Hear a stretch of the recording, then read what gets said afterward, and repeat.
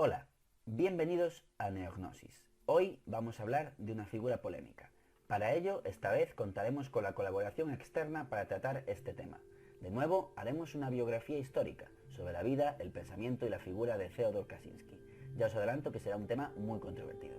Comencemos pues a hablar de uno de los terroristas más famosos de la historia, Fyodor Kaczynski, más conocido como Unabomber, quizás el mayor y más relevante lobo solitario de la historia. Que sepáis que en Netflix hay una serie que trata sobre la figura de este personaje, llamada Manhunt Unabomber, del año 2017. Fyodor Kaczynski era un genio matemático. Ya en su niñez destacaba siendo adelantado hasta 2 cursos. Inició sus estudios superiores muy joven, con tan solo 16 años, siendo admitido en la Universidad de Harvard en 1958. Durante su etapa en la universidad, en plena Guerra Fría, se dice que participó en un experimento del ejército estadounidense, basado en unos estudios de personalidad, llevados a cabo por el Dr. Henry Murray. En relación a este experimento se trataba de un proyecto top secret, de alto secreto, del gobierno estadounidense, denominado MK Ultra, basado en el control mental. Tras su último año en la Universidad de Harvard, en 1962, año donde empieza a desarrollar un pensamiento antisistema y un pensamiento antitecnología, pasa a trabajar en la Universidad de California como profesor adjunto a partir de 1968. Ahora, mi compañero Danilo tratará el tema del pensamiento e ideología del Unabomber, de la sociedad que le tocó vivir y de su pensamiento filosófico. A continuación os dejo con él. Hola Eloy, gracias por la invitación y sí, es un personaje sin duda alguna muy interesante. Y es que en relación a lo que comentas del Unabomber, es posible que la ansiedad y el descontento generados quizá por la crisis de los misiles en Cuba en octubre del 62, mismo año que como comentas resulta ser el último en su formación académica, suma esto a la presión social y ansiedad provocada por la agitación de las teorías conspirativas del momento, esto fácilmente puede haber sido la semilla de lo que estaba por venir, no lo sé. Por ejemplo, una de esas teorías tuvo origen un año después de haber finalizado sus estudios, donde se encuentra con la chocante noticia que el 35º presidente de los Estados Unidos había sido asesinado, y en consecuencia con las teorías que involucran al gobierno y a la CIA de ser responsables de la muerte de Kennedy. A esta última, por supuesto, de los experimentos de control mental MK Ultra, que no es poco, los cuales Teodor vivió en carne propia mientras cursaba sus estudios universitarios. No es de extrañar que con esto pudiera considerar a las universidades cómplices de la CIA y que posteriormente se convirtieran en su objetivo. Esto me lleva a plantearme la siguiente pregunta. ¿Sabía alguien contra quién luchaban? ¿Contra la Unión Soviética, Cuba o el mismo gobierno de los Estados Unidos? Teodor lo tenía muy claro, o quizá tan poco claro que pensó en dirigir su lucha en contra de lo inamovible, lo neutral, que de cierta manera dotaba de igualdad a todas las partes desiguales, la tecnología. Pero aún faltaría la chispa que daría paso al caos que duraría 17 años, de 1978 al 95, y esta chispa creo que tuvo lugar en 1969. Coincidiendo con el fin o mutación del movimiento hippie en los Estados Unidos, vinculado a una ideología que, de cierta forma, directa o indirectamente, buscaba crear una utopía en la tierra de las oportunidades. En Estados Unidos esto se traduce a una derrota, ya que la sociedad conservadora de aquel entonces asoció a toda clase de aberraciones a los seguidores de dicho movimiento. Representó más que el fin de un movimiento contracultural. Representó el fin de la voluntad del ser humano por buscar la paz en medio del ruido y la furia de esos años. Esto para el Unabomber significó la afirmación de sus ideas, una derrota que también reafirmaba su percepción sobre los izquierdistas, quienes según Ted, gran parte de ellos formaba parte del grupo de los sobresocializados, donde donde fácilmente pueden haber encajado una buena parte de los hippies. De ahí la relación de los izquierdistas y los hippies con el grupo de los sobresocializados, que sirvieron para Luna Bomber como una señal inequívoca del camino que debía seguir. La presión social a la que estaba expuesto puede haber sido un detonante clave en la evidente ansiedad que puede haber sufrido e influido en su decisión por aislarse de la sociedad, para luego buscar refugio en la inmensa desolación de los bosques de Lincoln, Montana, donde tuvo tiempo suficiente para llegar a la conclusión sobre qué acciones tomar en contra del enemigo que ahora tenía tan claro.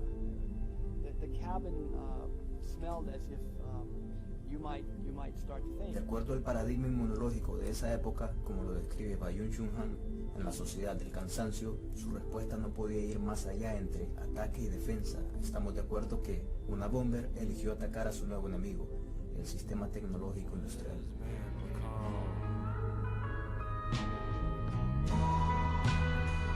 Había encontrado, pues, una justificación digna de los tiempos de la Guerra Fría.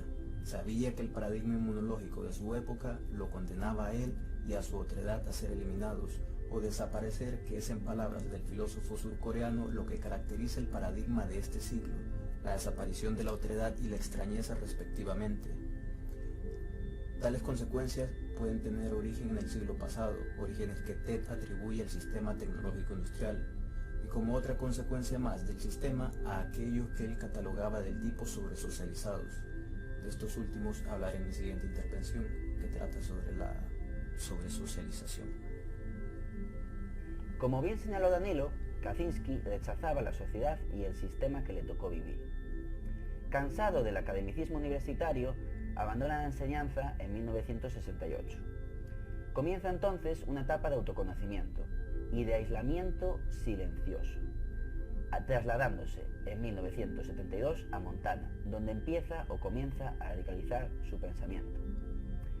Arremete contra las instituciones universitarias, tema del que hablará Danilo más adelante en su crítica al elitismo académico. Una Bomber también ataca o está en contra de los grandes lobbies industriales, entre otros la industria maderera. También critica el sistema desde una óptica muy interesante que pasaré a explicar ahora mismo. Por ejemplo, utiliza los propios mecanismos y la maquinaria del sistema para cometer actos terroristas. Su estrategia principal para llevar a cabo sus golpes es utilizar el propio sistema con una genialidad asombrosa, a través del sistema postal, según él, infalible. A continuación os dejamos un breve vídeo de la intro de la serie de Netflix de Una Bomber. Quiero que pienses en el correo por un momento. Deja de darlo por hecho como si fueses una oveja complaciente que va por ahí sonámbula y piensa en él en serio. Te prometo que te darás cuenta de que el correo estadounidense es algo digno de tu atención.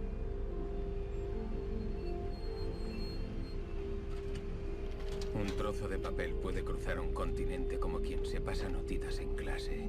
Yo puedo mandarte galletas desde la otra punta del mundo y basta con escribir tu nombre en una caja, ponerle unos sellos y enviarla. De hecho, solo funciona porque todos los eslabones de la cadena se portan como autómatas descerebrados. Yo escribo una dirección y ellos sencillamente obedecen. Sin hacer preguntas, ni hacer cambios, sin pararse a contemplar la eternidad, ni la belleza, ni la muerte. Incluso tú, que tanto hablas del libre albedrío, si te llega un paquete a tu nombre, estoy convencido de que no harás otra cosa que obedecer. Buenos días. Hola. Aquí tiene. Ah, gracias. ¿A usted? Tranquilo, no es culpa tuya. La sociedad te ha hecho así. Oye, Gil. Eres una oveja ¿Te ha llegado un y vives en un mundo de ovejas. Y como todos sois ovejas, como no sabéis hacer nada más que obedecer, yo puedo decidir y tocar a quien sea, donde sea. Puedo decidir y tocarte a ti, ahora mismo.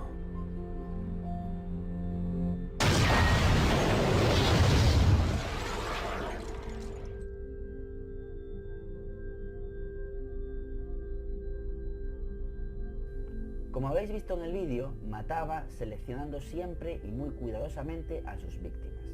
Este sistema de matar infalible, perfeccionado hasta el más mínimo detalle, le hace ganarse el apodo de una bomber por parte del FBI, debido a la precisión de un reloj suizo y con la que elaboraba las cartas bombas, con un índice de letalidad mayor que la COVID-19. En referencia a la crítica que hace del sistema, debemos mencionar una reflexión muy interesante a mi modo de ver, de la que habla además muy elocuentemente. El reconocimiento de las opresiones de baja intensidad, los rituales que día a día cumplimos sin rechistar. Esto era una obsesión para Kaczynski. Las cadenas de la sociedad industrial, que se expresan en algo tan simple como respetar un semáforo aun cuando la calle está totalmente despejada. Imaginémonos en una carretera solitaria, donde no pasan coches. Uno se para sin preguntarse el porqué, tan solo cumple órdenes, la sumisión del individuo, el cercenamiento de la libertad. Por el avance de la tecnología explica el ludismo, movimiento que explicaremos con más detalle en adelante. Este neoludismo fóbico y desclasado de Luna Bomber, que como en el reloj de Cortázar, la tecnología es un pequeño infierno florido, y lo peor es que no lo saben, lo terrible es que no lo saben. La gran pregunta que debemos hacernos es: ¿era una Bomber un auténtico revolucionario o simplemente era un asesino en serie? ¿Luchaba por la libertad o realmente era un terrorista que no creía en nada? Por eso Kaczynski se vio la necesidad de escribir un manifiesto, La sociedad industrial y su futuro, donde plasma sus ideas, sus metas y especialmente su furia. Ahora pasaremos a hablar del manifiesto Una Bomber, del que os hablarán con más detalle en un segundo vídeo mi colega Adrián y mi compañero Juan. Paso ahora el relevo a Danilo, que os hablará del pensamiento de Ted Kaczynski. C'est-à-dire que j'avoue n'être pas capable de définir, ni à plus forte raison de proposer un modèle de fonctionnement social idéal pour notre société scientifique ou technologique. Gracias, Eloy. Esta pregunta que planteas me parece fundamental. Por una parte tenemos a un hombre que nos ofrece ideas que hacen mucho sentido y por otra tenemos la inmoralidad de sus actos y decisiones. Es muy ambiguo. Dicho lo dicho, me gustaría hacer una intervención. Muy breve, por cierto. Kaczynski encuentra en el individuo sobresocializado a un auténtico conejillo de indias, una forma de mostrar o afirmar que sus ideas tienen base y fundamentos. Introduce al lector de una manera muy familiar, algo muy común hoy en día, por cierto, respaldar un argumento bajo el consenso científico. Si bien hace una clara definición de lo que los psicólogos definen como socialización, no hace falta demasiado criterio para darse cuenta que no parece ser más que un caballo de Troya de los tiempos modernos. Una estrategia inteligente si tenemos en cuenta que se popularizó en años recientes con el éxito de artículos pseudocientíficos que se basan en la manipulación de la opinión científica o profesional para dar credibilidad a ideas propias o creencias populares. When I stand on the mountain and I say, do it, it gets done. If it don't get done, then I'll move on it. Esto es una estrategia más propia de una campaña publicitaria que de un ensayo, pero bueno, hay que tener en cuenta que él pretendía propagar esas ideas a través del manifiesto, así que no es de extrañar que haya sido tan radical en el proceso, lo cual por supuesto no quiere decir que estoy justificando sus actos. Quiero decir, en otras palabras, que su objetivo era muy claro, propagar esas ideas.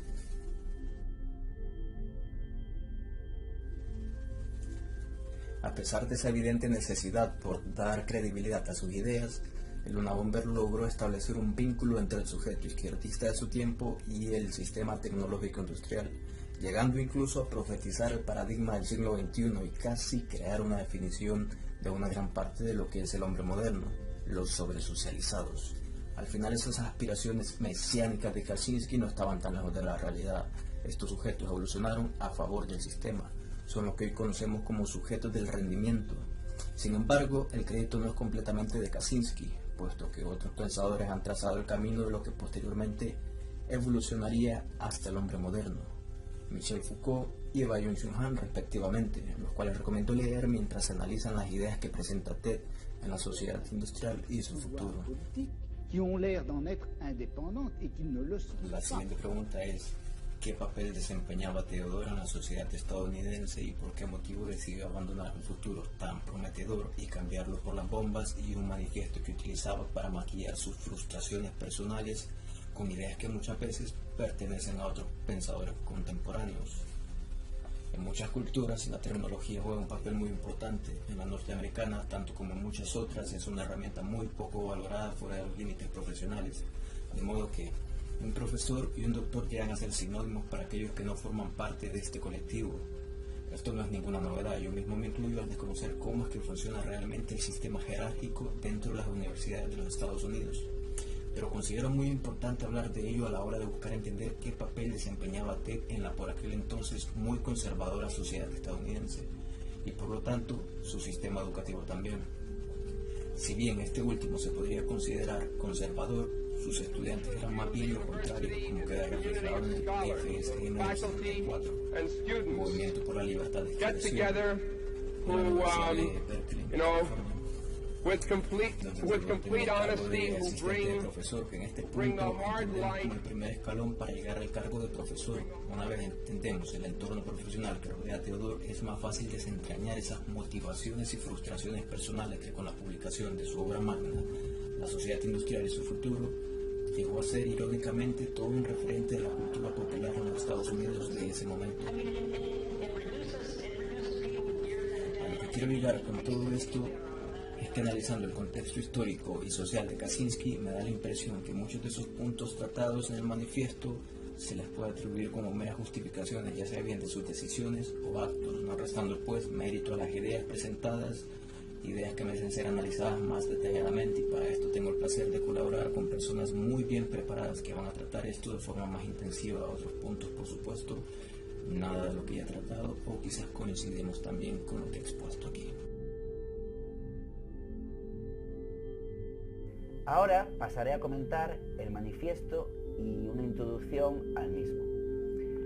En su tarea para la posteridad, en un mundo lleno de ovejas mansas, extorsionar a la principal fuerza federal para publicar esa fascinante mezcla de vitalismo primitivista y romanticismo antiprogresista, tildado por algunos de anticapitalista, podría sonar un poco ciertamente polémico, pero que igualmente fue un recurso muy válido. Y fue también su gran victoria, la negación de la sumisión del individuo frente al sistema y la tecnología. Luego, en su última etapa como terrorista, se atrevió incluso a poner bombas en aviones llenos de pasajeros, poniendo en jaque a las autoridades, demostrándole al poder establecido que una sola persona podía doblegar a todo un sistema. La investigación llevada a cabo para capturarlo fue la más costosa en toda la historia del FBI. Se ha calculado que se gastaron unos 50 millones de dólares, unos 200 millones de dólares aproximadamente en la actualidad. Y bueno, mencionar también, a modo comparativo, que hasta el año, o hasta el día 11 de septiembre del año 2001, con los atentados de las Torres Gemelas, nunca antes se había invertido tantos medios en una investigación antiterrorista. Comparativamente hablando, desde 1976, año en el que se cobra la primera de sus víctimas, hasta el año 1995, fecha en la cual lo encarcelan, una bomber puso 16 bombas en 17 años, que supusieron la muerte a 3 personas, hiriendo a otras 23. Para la CIA y para gran parte del mundo y de la sociedad, una bomber fue un fantasma. Por poner un ejemplo, de hasta qué punto llegaba su perfeccionamiento criminal por el cual fue tan difícil atraparlo, me gustaría mencionar que escribía en un diario secreto y codificado sus pensamientos, actos criminales y sus sensaciones tras llevar a cabo estos últimos. Por último, para terminar con esta introducción, me gustaría mencionar, a modo de ejemplo, que el punto clave en la investigación para detenerle, además de otros muchísimos puntos, fue llegar hasta su familia, concretamente hasta su hermano, el cual le traicionó, delató y le entregó al FBI. One roommate said that they went down to the dining hall and saw him there and sat down with him, they never saw anybody finish his food faster and without saying a word would just leave. You know, so I felt hurt at first that he had just sort of ignored or obliterated our friendship. But I wasn't alone. I mean, he was not just shy. Now he was really antisocial. Ted had come home from school. You know, I was getting a little more intellectual, reading more serious books, and I had some ideas, and I couldn't wait to tell my big brother about my ideas. But it seemed like, wow, he was very dismissive of my ideas. And he said, you know, Dave, real smart people have a sadistic streak. Almost all of them do. I was a little surprised by that. But the behavior he showed to me in putting down, dismissing my ideas, was what he had encountered at Harvard when people were demeaning toward him when he expressed his philosophy of life. Tras el análisis de Danilo sobre la sobresocialización de las actividades institutorias, pasaré ahora a tratar dos puntos, a mi modo de ver, fundamentales del manifiesto de la sociedad industrial y su futuro, firmado bajo las siglas FC, que se piensa o se cree que significan Freedom Club. En el punto 1, que trataré sobre el manifiesto, hablaré sobre la crítica que hace una bomber al izquierdismo moderno. La sociedad se crea y se construye a través de la educación, vista esta última como una demanda social. Creer y obedecer el código ético y moral imperante establecido por los poderes fácticos, véase el capital, la iglesia, el ejército, etc. Una bomber tiene una concepción del izquierdismo muy interesante. Lo define por antonomasia como rebelde. El izquierdista, según Kaczynski, trata de huir de su Corea psicológica y de afirmar su autonomía del ser humano y de la sociedad en su conjunto. Theodor también trata temas como la moral, el amor y el odio, el deber y la obligación. Son cuestiones clave para entender la sociedad en la que vivimos. En lo personal, puntos como por ejemplo eludir los sentimientos de culpabilidad, la búsqueda del yo con mayúsculas, etc., son cuestiones existenciales que nos llevan a un callejón sin salida. Ted pone el manifiesto, o pone en foco, en su manifiesto, pone el foco de la sobresocialización y de la socialización desde el punto de vista sexual, tratándolo desde la parte sexual, un pensamiento muy freudiano el tratar el sexo como parte clave de la sociedad. Ted Kaczynski, como digo, lo traslada del sexo a la agresión. Me gustaría mencionar en este punto a Daniel Bernabé y su libro La trampa de la diversidad, y cómo el neoliberalismo ha fragmentado o fragmentó la identidad de la clase trabajadora. Un llamamiento a la unidad frente a la fragmentación promovida por el actual activismo al cual Ted Kaczynski critica, en búsqueda de ese ideal y de esa perfección y de esa coherencia extremista. Es por tanto necesario, según sus postulados, realizar una evolución anticapitalista reafirmando su carácter antitecnológico y antiindustrial, tan en consonancia con la crítica al desarrollismo industrial neoliberal. Es un auténtico depredador, una bomber, lo que llamaríamos un animal político. Además de la crítica al activismo político, Ted Kaczynski también hace referencia al carácter totalitario de la izquierda, y no solo de la izquierda, sino también de la derecha, pero en este punto estoy comentando el izquierdismo según Kaczynski. Por lo tanto, yo entiendo por totalitarismo que el totalitarismo no es una dictadura o un autoritarismo sin más. No es tener a un país en un puño por la fuerza de las armas o del actual caciquismo político, por ejemplo, o por la coacción económica o de cualquier otro signo. El totalitarismo es todo eso y mucho más. Es ante todo sistema, con mayúsculas. El régimen totalitario es un sistema autoritario que confisca las libertades de la sociedad y suplanta su iniciativa en nombre de unos principios dogmáticos que impone a todos en el todo. Impone a todos en el todo. Es decir, en todos los aspectos importantes de la vida, se entromete el sistema. Hablemos pues del darwinismo social, teoría que defiende que la teoría de la selección natural de Charles Darwin tiene aplicaciones sociales en las comunidades humanas, lo cual es muy interesante.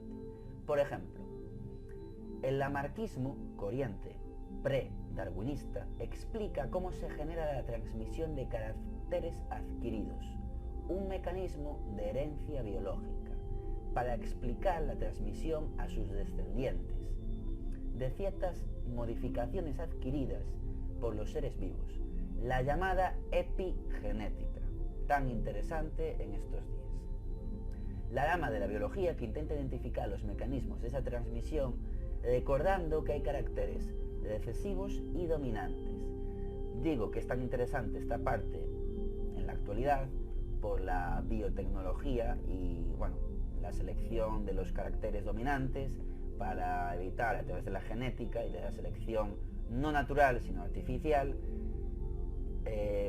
elegir, ¿no?, los caracteres dominantes y así prevenir o prever las enfermedades a nivel futuro. O sea, que básicamente seleccionan embriones para que los nuevos niños del futuro nazcan sin ningún tipo de enfermedades ni trastornos de todo tipo. En fin, continuando con el tema. Voy a pasar ahora a hablar de los 5 principios de la historia que aparecen en el manifiesto de Ted Kaczynski, el segundo punto que voy a comentar del manifiesto para terminar. Voy a mencionar y citar ahora mismo a Ted Kaczynski. Pensar en la historia como la suma de 2 componentes. Uno errático, que consiste en eventos inapreciables que siguen una norma no discernible, y un componente regular, que consiste en tendencias históricas de periodos largos y en los cuales aquí, en estos últimos, estamos más interesados. Firmado Freedom Club, FC, recordad. Paso ahora a profundizar sobre este tema haciendo una introducción histórica, puesto que es mi especialidad, ¿no?, la historia. En su época, la escuela clásica de la historia estuvo influenciada por 3 principios intelectuales dominantes en casi todas las ciencias a comienzos del siglo XX: el deduccionismo, el pensamiento analítico y el mecanicismo. Maslow, por todos conocidos, fue miembro de la Escuela de Relaciones Humanas a finales de la década de 1950. Su obra, Motivation and Personality, es la más conocida por su jerarquía de las necesidades, un concepto que Maslow publicó por primera vez en 1943. La Escuela de las Relaciones Humanas y del Comportamiento trabajó sobre la organización informal y con un rostro puramente humano, y también buscando dar respuesta a los problemas de productividad y eficiencia organizacionales. Desde una perspectiva del enfoque de sistemas, sobredimensionó el subsistema humano cultural en detrimento de otros subsistemas, situación que llevó a la organización a actuar como un sistema federal. En esta escuela es muy evidente la contribución de la psicología y de la sociabilización, o de la sociología, mejor dicho, y el supuesto de que el hombre es un ser social y que su respuesta en términos organizacionales está más en función del grupo que en función del ser individual. O sea, homo social en contra de homo deus o homo yo. Homo el yo, homo deus, yo el dios, homo social, colectivo. Esta es la escuela, como dije antes, de las relaciones humanas, que prioriza el colectivo al yo, prioriza el hombre por encima del sistema.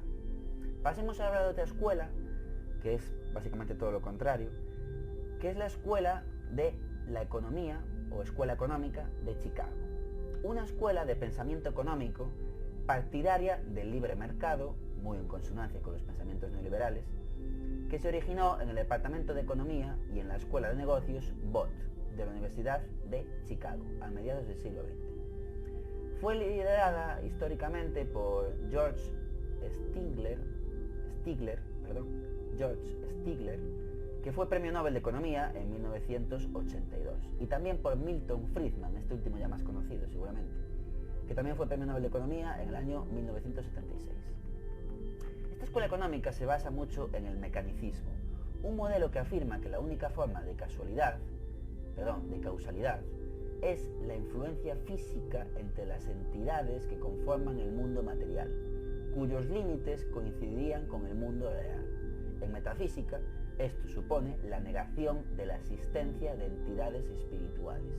Por lo tanto, la creencia en el materialismo, para explicar la realidad en términos de materia, movimiento local, leyes naturales estrictas y determinismo también social, no solo científico. Ahora pasemos a concretar los 5 principios de la historia según Theodor Kaczynski. Preparaos, porque se avecinan curvas. Primer principio: si se hace un pequeño cambio que afecte a una tendencia histórica de periodo largo, entonces el efecto del cambio será casi siempre transitorio. La tendencia pronto retrocederá a su estado original. Si un pequeño cambio en una tendencia histórica de periodo largo se presenta como permanente, es solo porque el cambio actúa en la dirección con la que la tendencia se estaba moviendo de antemano, y así la tendencia no se ve alterada, pero sí empujada socialmente un pasito hacia adelante. El primer principio es casi una tautología. Para que no sepa qué es una tautología, es una repetición innecesaria de un pensamiento usando las mismas palabras sin avanzar en ningún tipo de información.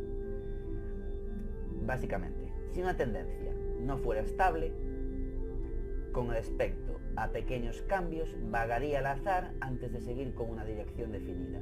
En otras palabras, no sería una tendencia de periodo largo. Segundo principio: si se hace un cambio que es suficientemente grande como para alterar permanentemente una tendencia histórica de largo plazo, esta alterará la sociedad en su conjunto. En otras palabras, una sociedad es un sistema en el que todas sus pequeñas partes están interrelacionadas y no puedes cambiar permanentemente ninguna parte, por muy importante que sea, sin cambiar todas las otras partes. Tercer principio.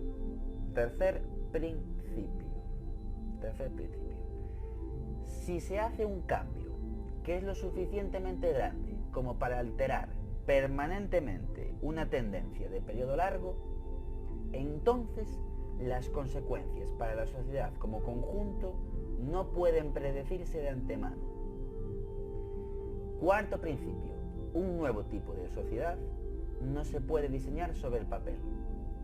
No se puede. Esto es, no puedes planear un nuevo tipo de sociedad por adelantado. Entonces, construirla y esperar que funcione para lo que se ha diseñado es imposible.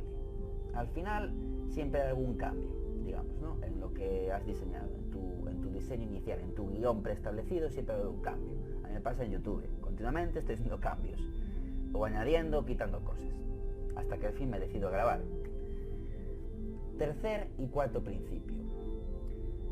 Estos resultan de la complejidad de las relaciones humanas. Un cambio en el comportamiento humano afectará a la economía de una sociedad y a su medio físico. La economía afectará al medio y viceversa. Los cambios en la economía y en el medio afectarán al comportamiento humano de una manera compleja e impredecible. La red de casualidades, de causas y de efectos es demasiado compleja para ser desmarañada y entendida. Es imposible, es inabarcable, es intratable el tema. Como la política, ¿no? Que parece que es una mierda, ¿no? Bueno, y por último, quinto principio, y quizás el más importante, y el que concluye los otros 4, ¿no?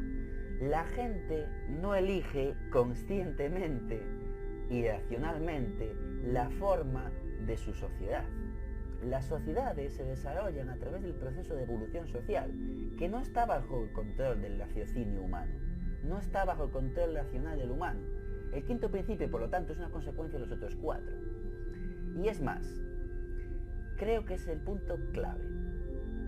Si os interesa, todos estos principios están en el manifiesto de una bomber que pasaremos a analizar en un segundo vídeo que tratará explícitamente sobre el manifiesto de la sociedad industrial y su futuro, firmado por Freedom Club FC, que interpretamos que es Freedom Club, y bueno, que no es otro que Ted Kaczynski. Y bueno, hasta aquí mi intervención. Ahora os dejo con un gran fan de una bomber que se llama Adrián. Y bueno, la primera vez que lo conocí y empezamos a charlar, mencionaba continuamente una bomber, ¿no? Es un gran seguidor, y me quedé impresionado con todo lo que tenía que decir, ¿no?